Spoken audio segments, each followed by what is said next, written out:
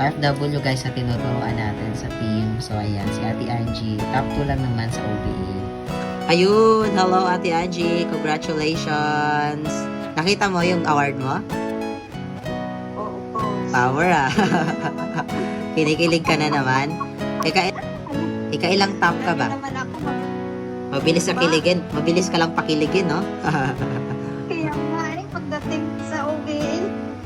Mas mamaya, mas kinikilig ka pa dito kaysa sa jowa mo, ha?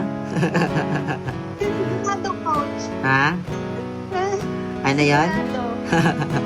Sigurado. Di ka ba nanood ng live kanina? Kailan ko kasi di ba nag-live namin si Coach Christine? Yung sa Module 5. Okay. Oo. Pero saan mo ba? Akala ko kasi may bago. Kinan ko doon. Lumipat ako kay Coach Christine. Okay. Yun. Galing. Kailang top ka ba? Nakita mo?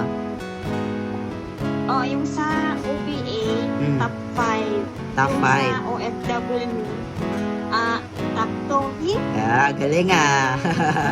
Congrats, Ate Angie. I-sustain mo yun ah. I-sustain mo yung ano natin sa OFW awarding na matap ka talaga dun lagi. Ganda, sarap kaya sa feeling na ma-awardan, no? Kumikita ka na, nare-recognize ka pa, no?